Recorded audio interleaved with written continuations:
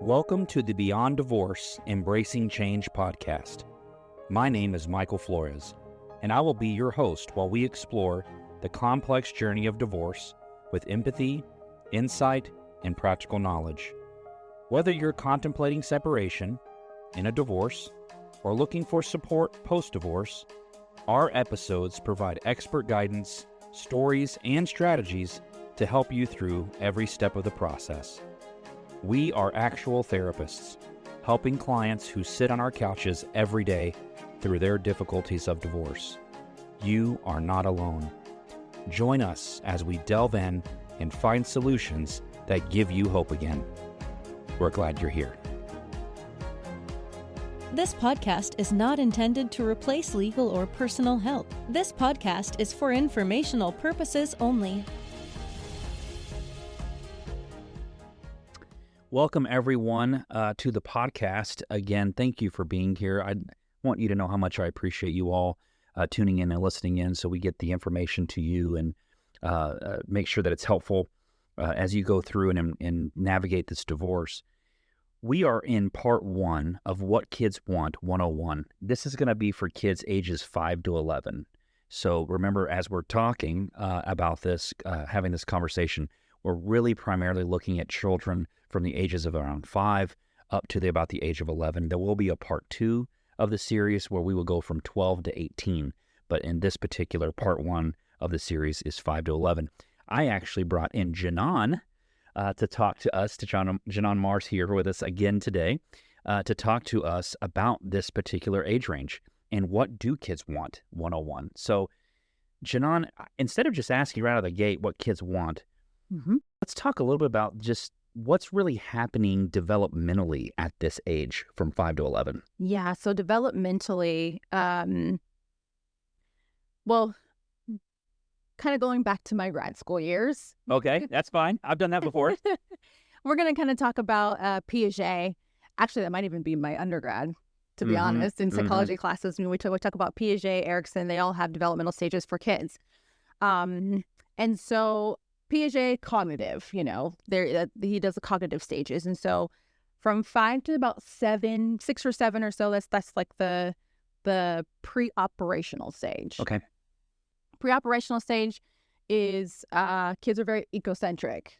Well, explain that. Yeah. Ego, say all these big words we can't spell. Yeah. So these are the kids, they're like, this is about me and this is my world, you're just living in it. It's my world, you in it. Kind of where they're at. Okay. And so in this, and if you're thinking about in the vein of divorce, kids, like let's say you tell your child, hey, kiddo, we're about to get a divorce. I think that your 5-year-old's going to be like, okay, and then kind of walk away. So don't take it personal if your kid's just like, okay. Right.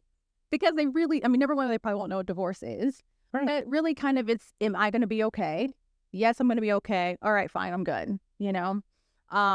Sadness, yes, mom and dad are not going to be together. But for the most part, if most things don't change for them drastically, then they're pretty much kind of going to go with the flow. And this is kids 5 to 7, you said? 5 to 7, maybe just 5 and 6. Right.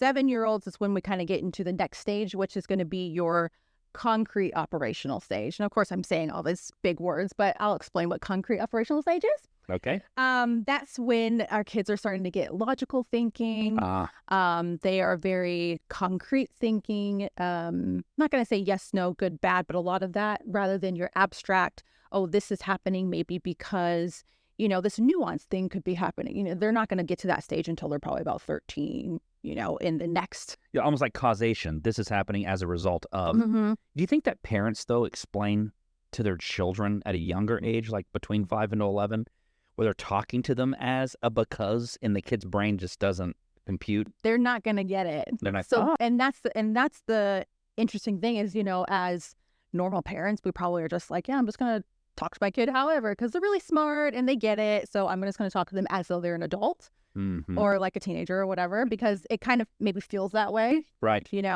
But it's really important to understand that your kid, 7 to 11, They're very logical, concrete. They are not going to have this nuanced way of thinking. Got it.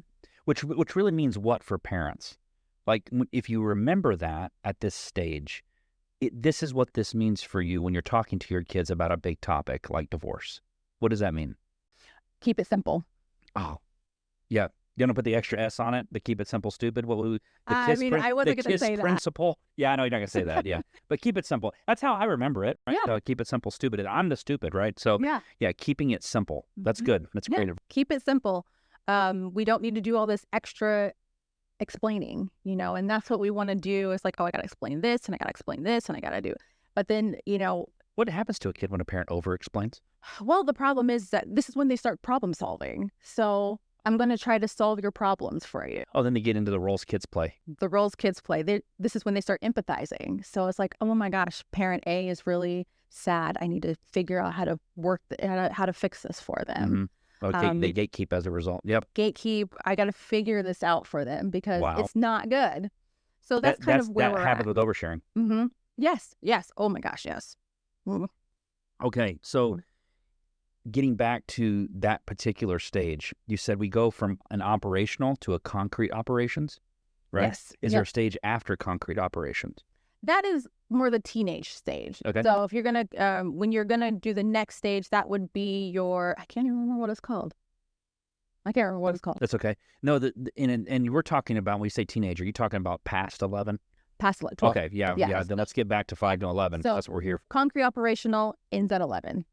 Well, perfect. So we have operational, concrete, operational. Yeah. Is there anything else in operational that we think parents need to really understand about that stage, or concrete operational? Anything else that would be helpful for listeners to understand about those two stages? I mean, just the most important thing is, and maybe not even the most important thing, but just an important thing for them to remember is, kids are starting to classify. I didn't even say that. Yes, they're starting to classify. So if they're going to classify based on their experiences or what they're told. Oh. So if they're being told, right, that parent B is just not good, parent B cheated on me, parent B, whatever, we're going to classify parent B as bad. Oh, villain. Yep. Got it. And, or let's say that they are experiencing, let's say parent A, really, really sad, crying all the time, and parent B is quote unquote fine, then they're going to classify parent A as needing my help. So it's a lot of classifications because keeping it simple, right? Now, you said something earlier about kids needing those routines and systems. Do you suppose kids respond in that way because they see a break in the system and they're trying to reestablish the system so it's mended? I think, yeah. And I think that's part of the problem solving, and that's the stage they're in. And it could just, if we're kind of thinking about it, and I'm gonna flesh this out real time right now. Bring it, give it to them. So we're talking about kids that want to that we're problem solving right now, and so in that vein, I am, this is how I have learned how to problem solve, or this is how I'm learning how to problem solve, and so now there's a break in our system. Now I'm going to logically solve this problem. Well, logically, what happens is, I get hurt. Mom and dad come together. So now what am I going to do? I'm going to get hurt, or I'm going to do something to bring mom and dad together. Wow. So then that's how they're going to try and problem solve. And that's how you get the distractor. Yep. Right. Or I'm going to solve this problem between mom and dad. I don't want there to be a lot of tension and stuff. And so what I'm going to do is I'm going to tell mom what she wants to hear. And I'm going to tell dad, or I'm going to say parent A, parent B, because we can have mom, dad. Sure. Parent A, parent B. So parent A, I'm going to tell them what I think that they need to hear. And I'm going to tell parent B what I think they need to hear, because logically, if they hear what they want to hear, then they're happy. And kids know, whether the parent thinks the kid doesn't, kids know what the parents want to hear. Yes. Yeah. Isn't that amazing? Yeah, because like I said, at this time, they're empathizing. They're starting to empathize. They're starting to realize, oh, this is what helps you feel good. Okay. And then when you feel good, you can help me feel good. Yeah. Oh, those poor kids when they get stuck in that. Yeah. They get stuck in that mess. And it's just, that's a hard thing to navigate. So going back, let's get to this next piece about what are kids wanting. Should we break that up, Jinohn? Should we break it up and say, hey, for kids in this stage, the kind of the operational stage, this is what kids want in that stage. When they get to this concrete operations, this is what they really want here. Should we break it up in two, or do you think it'd be better to just say, hey, from 5 to 11, this is what kids are craving? I would say let's just kind of do it all. Do it all. Okay. Because what are kids wanting? And I'll say, like, full disclosure, I've asked a lot of my kiddos. Have you really? I did. Just ask the kids, what do you want? I just asked them what they wanted, and I said, let's just write on my whiteboard, and Happy Meal. I'd like have at it. What do So they say? I'll kind of give you guys. I mean, and it ranges from. It ranges. Okay. And so, first things first, and I put it at the top. Get along.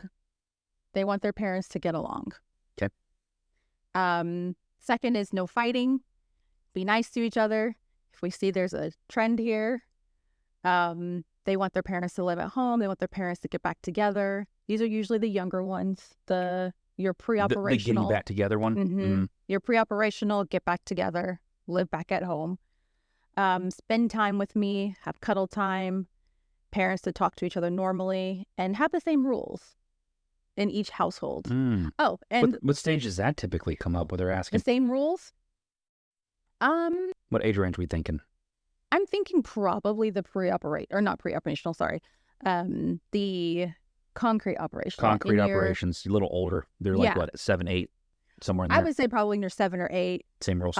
Same rules, just because sometimes it's kind of difficult jumping back and forth and kind of remembering mom's rules, dad's rules, mom's rules, dad rules, It's funny. I don't know if parents have ever asked their kids that simple of a question, like, what do you want? Yeah. Because the kid thinks, you want me to say that I want to live with you. So they say that. But you ask them what they want. Yeah. Get a whole different response. Yeah. What was it like to hear kids say, I want my parents to get along. I don't want them to fight. I want them to be nice. I want them to get back together. I want cuddle time. I want same rules in the homes. I mean, was it shocking to you? Was it like, what was the experience of that with? I mean, I've been doing this for a pretty long time. Yeah, so I know. I'm like, yeah, I get it. Like, that's kind of what it was with the kids. It's like, yeah, I get it. But I guess what we're really saying to the listeners is this common? This is what we hear most of the time? It's the most common thing. That's why I put get along at the top, and I put a bunch of check marks afterwards. If you saw my whiteboard, you would see a bunch of check marks after get along and no fight. Oh, you just listed them, and the kids are going, yeah, that one. Oh, they listed them, and then if they said it, I was like, check mark. Wow. How many check marks do you think you had on get along? Probably 2 or 3. Mm-hmm. From the ones that you asked? From the ones that I asked, yeah. What do you suppose, because of the stage of 5 to 11, what is it about getting along that means so much to them? Less tension. And I'll say less having to problem solve. Right? Yeah. Then I don't have to fix anything. Yeah, I don't have to fix anything. I don't have to solve my family's problems. I know this is a 5-11 talk, but I'll tell you, I had a 16-year-old kid once. It was a certain scenario, and it wasn't even, it's been more than one. I've had more than one do this. But I've had a set of kids, I'll call them kids, but they're older, 15, somewhere in that range, 15, 17, whatever it was. And they would walk out of it, they wouldn't talk much in the session. And I'd ask them, like, when a kid doesn't really talk too much in the session, like, there's something there. Even if they're not talking, that doesn't mean that there's nothing going on. Yeah. And so on the way out, I typically do it on the way out, so it's not so intense like in the session. So on the way out, I kind of tap their shoulder and say, hey, I want to ask you something. And I go, I didn't hear from you much today. Are you okay? Let's do it just like that, just like a gentle, are you all right? And 9 times out of 10, the kid will look at me and tears will well up in their eyes, and they'll say something like, I just wish this would be over. Yeah. Mm-hmm. Because they're just tired of trying to solve a problem. They don't think it's theirs. It's not their problem. They didn't create it. It's not ours. And I don't know what to do anymore. I don't know how to solve it. And in some cases, these kids have been doing this for years. In other cases, it's very new. But either way, the feeling's the same. Mm-hmm. And it's almost as if, like, I look at those kids with just complete compassion, and I say, if I make it my interest to try to help move this along so we can get this resolved. Now, it may not look how you hope, but it will be resolved. Like, there's going to be a final, like, would that help you? And you know what I get the kids to usually say? Yes. Yes. Yeah. Yeah. And I think it gets that back to, if they're not in court, not fighting, then at least we're not fighting, right? No fighting was the second one you said. Yes. So get along, no fighting. So now we have the no fighting, which then means there's a potentiality of maybe getting along. Yeah. I don't know, as an assumption. But little kids are saying the same thing, huh? They are. So it doesn't change. Get along. Get along. Yeah. Wow, that's simple. What else do kids want? Anything else that you found? Well, even when I'm just working with kiddos, and they may not say this, but they don't want to hear negative things about the other parent. So why do you think they hear about it? I'm laughing because of like, they really don't want to hear it, but boy, do they ever get to hear it. They get to hear it. So can you maybe explain to the listeners, why is it important to the children to not hear it? And then I'm going to ask a question for the parents to help them out, because I think there's a question I've heard parents ask me that I want to ask you that I think will help the listeners. But why do you suppose kids don't want to hear that? Like, I don't want to know about those negative things about my parent. Number one, they love the other parent. You know, the other parent is their parent, not their ex-spouse. Wow. You know, not their ex-partner, but it is their parent. Yeah, that's half of them in it. It's half of them. Yeah. And it's if you're saying this negative stuff about parent B, you're saying negative stuff about the B side of me. Wow, say that again. I really want the listeners to hear that, because I don't think that's not considered when they're talking about it. What did you say again? Kid, what's that subconscious part going through the kid's head when you're hearing negative thing about your other parent? Yeah, if you're hearing negative things about parent B, then I'm hearing all the negative things about the B side of me. The B side, because there's an A side and a B side. There's an A side and B side. Mm-hmm. Oh, that's so good. So let me ask this then for the parents, just to help them out. What does a parent do when the other side is doing that, but they're not going to do that? I'm not going to talk bad about your other parent, but I know your other parent's talking bad about me. What does a parent do in that situation? You know, and I get that question all the time too. You see? Yeah. I do. What do you do in that? I think that is a really good question, Michael. What do you usually? Well, you would ask me what I do. Yeah. I had a feeling you would. It's like, because in all honesty, truth is, when we're working with the kids, the scenarios are always a little different, because kids don't fit in a box, right? And this is why we have obviously 2 episodes of kids' ages. But what I've learned that works best when I'm talking to that parent is I look at them and I say, I think I would just say that to them. If you look at them and say, I get the sense that. Don't say you know, because you're not in the home. They'll say, I know your mom, or I know your dad's talking bad, or parent A, whatever, is talking bad about me. But instead say something like, I get the sense that I'm not very well liked in your other home, to your kid. And say, but I want to make a promise to you. If I have a negative opinion about parent A over there and your parent B, but parent A, I'm going to keep it to myself, because I think it's not fair for me to put an emphasis on judging your parent because I'm not being parented by them. Right. I'd rather not discuss them in our home. Are you okay with that? If you and I have that agreement that we won't talk bad about the other parent in our home. And do that with your kid. Because then what you do is that kid sees you wanting to make an agreement with them to preserve the relationship that says, I don't want you to hate the other one. That's really the message you're sending them. Uh-huh. So then the kid, because now you can't stop what's happening in the other home, but that kid knows you love me more than you hate my other parent.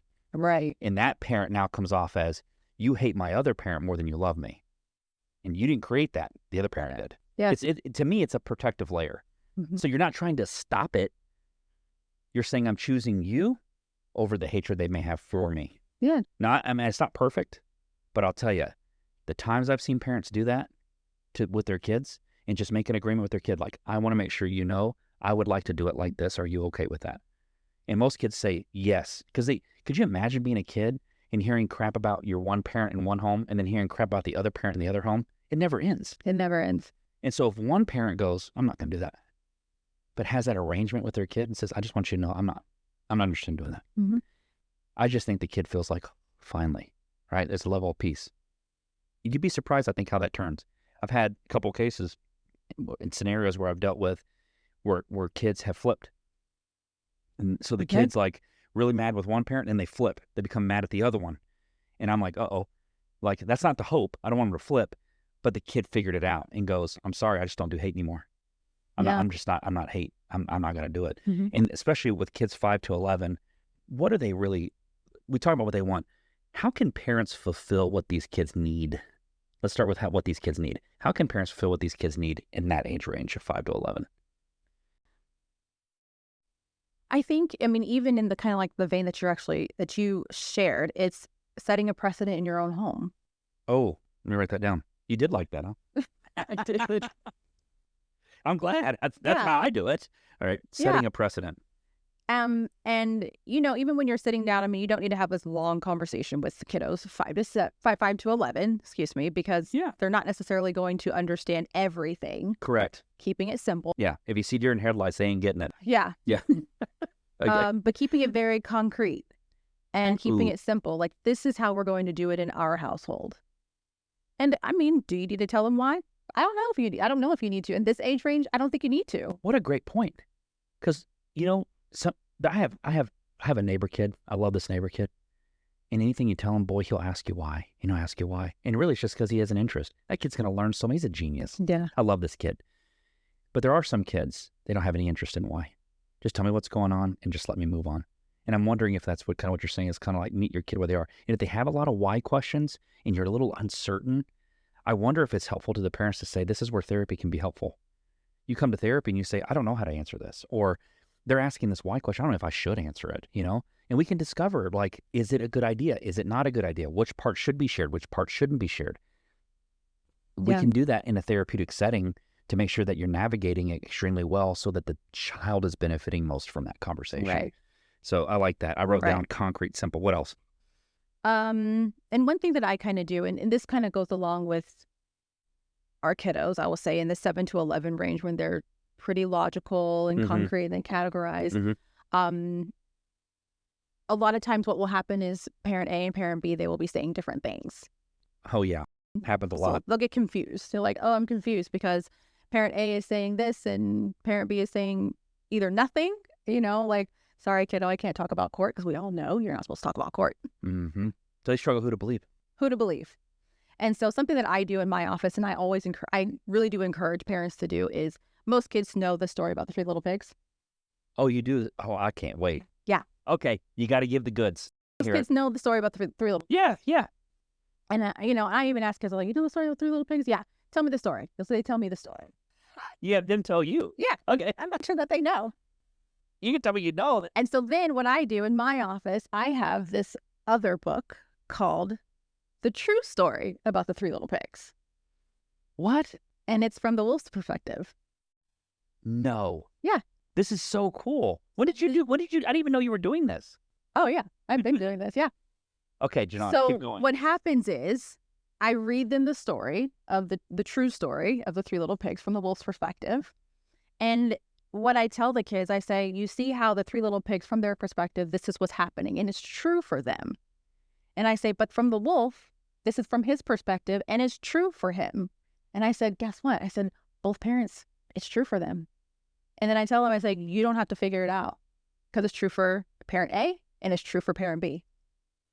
Do you find kids are more confused from that, or do they just go, oh, what are they? They're less confused because what I try to do is I try to give them a concrete example, right? Because that's to be very concrete. You got 3 little pigs, 3 little pigs, same, but answering a very abstract question, right? It's a great point. Why is my mom, or why is parent A saying this, or why is parent B saying this, and they're complete opposite, or they just don't match up.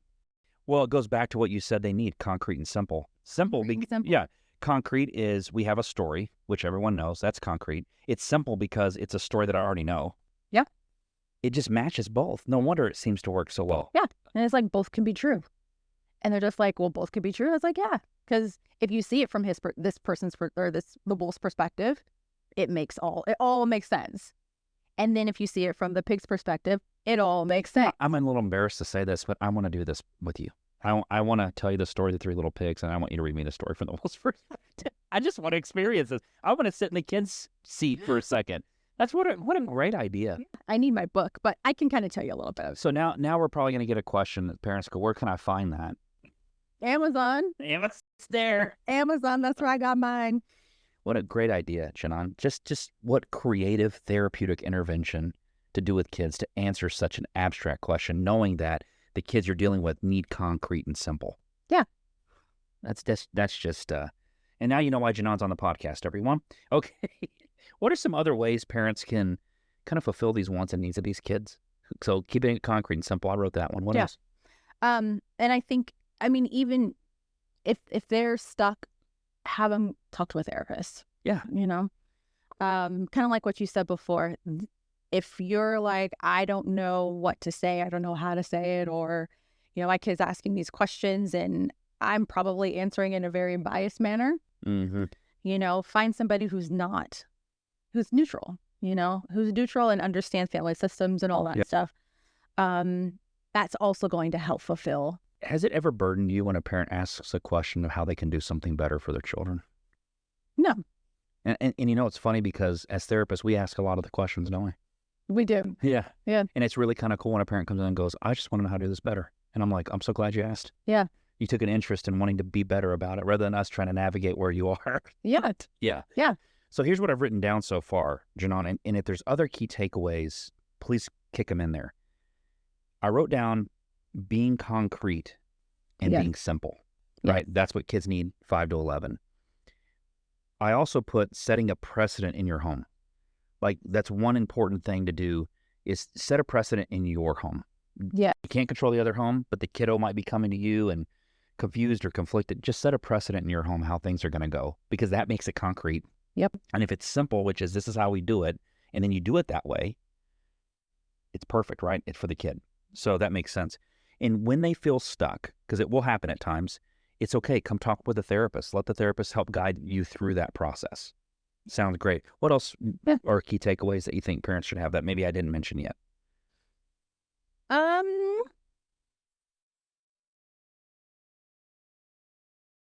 don't really have any more. I mean, okay. You think those are the yeah, highlights? I think those are it. And I think the thing that you said earlier too was when you go from like 5 to 7 or 5 to 8, that's one range, and you got to get into a new range from operational to a pre-operational to concrete. And I think that people need to remember that when you go to your kid and he's really little or she, and you say, hey, I just want to let you know that your mom and I or your dad and I are getting divorced or whatever it may be, or probably encourage both parents to sit down and say, we have decided that we need to get divorced. And the kid goes, okay. Like, don't be like upset and don't over-explain. I think that's the big one you said too, is don't over-explain. Yes, don't over-explain. Yeah, if you over-explain to these kids, I just see a lot of angst come out of them. I think kids, I've wondered if anxiety with children this age is really they just match what they see. So if you're like overwhelmed and you're anxious and you don't know what's going on, if kids at this age just do the same thing. Yeah. They basically mirror the parent in that. And I know that will probably be a conversation with Jen about mirroring, like kids will mirror, because I know that comes up a little bit later as they get into their own independent self, they less mirror and they become more identified, right? Because they're hitting that part of their life where they're creating identity. But these younger kids, they really mirror a lot of what you do. And one of the things I love about the way you do therapy is you come way down with these kids. Like your energy is just like we're here together. We're on the carpet, right? We're playing the games. And the kids just love it. They eat it up. They want to hug you. I think the other day we had a kid that was just wanting to make sure they came back in to see you. They were want to come back around, if I remember correctly. They're like, I want to go see my Jinohn again. I'm like, no, we're done. And I love seeing it. And it just gives me so much peace in my heart to go, this is a place where kids come and know that they're loved. And we help them navigate. And I think for this podcast, I want to help parents do that better for the kids as well. Yeah. Yeah. So great. Was there anything I've missed, Jinohn, that you didn't get to say that you were hoping to say for parents specific to this age range? I mean, I really just want to reemphasize keeping it simple for this age range. Yep. Yeah. KISS principle. I forgot to write that one down. Just really keeping it simple. I don't know how many times I can say it or how, and it's just because my experience, some of my kids that are this age, they know too much. Mm-hmm. And that gives them, like you said, a lot of angst, a lot of anxiety because, it's the wealth of information is just like, oh my gosh, I don't know what to do with all this. Well, they can't. Their brain isn't at a maturity. I mean, that's what Piaget is talking about. That's why we have stages of growth, right? And in maturation, they can't process all that. Right. And you're giving it to them as if they can. Yeah. And then their inclination is, I got to fix it. Oh. I have to problem solve. Yep. It was a funny, I don't know if you've ever seen the episode of Between Two Ferns. Have you seen that? Probably You've seen some, yes. There's a blooper reel where Zach Galifianakis is talking to, I think it's Bree, what's her name? The one that did the the Captain. Oh, Captain America. Yes, Captain Marvel. Yeah. Marvel. Yeah, Captain Marvel. I get them mixed up. I don't know. Captain Marvel. Brie Larson. Brie Larson. That's her. Brie Larson. That's it. So there's a blooper reel where he's talking to Brie Larson, and he says, so when you were young, your parents got divorced. Was that your fault? And then she just starts cracking up. Because, of course, she's an adult now. Yeah. She gets it. Yeah. But the reason it's kind of a joke now, but the reason you think about it backwards is when she was a kid, she probably did think it was partly her fault. Yeah, because they're egocentric. Yeah. I mean, and that's why it's a joke now. And so people, I think, at some level know that. Be careful with your kids. They're fragile. You know what I mean? Yeah. They're still trying to figure this out. And so keeping it simple is probably one of the best pieces of takeaway. So I'm so glad you said that again. Yeah. Anything else, Jinohn? I have to ask just to make sure I didn't miss anything. Nothing else from me. Nothing else from you. Well, I'm going to tell you, you listeners got a treat today for that. Jinohn shared some phenomenal information. And this is not, I'll let everyone know, this is not the age range I primarily work with. I'm about 10 and older.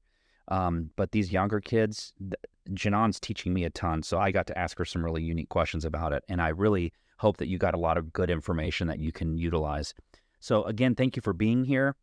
If you found this podcast helpful, would you please go and rate and review our podcast? If you wouldn't be opposed to that, we would love to hear from you if you found it helpful. And we thank you so much for being here. Keep moving forward, everyone.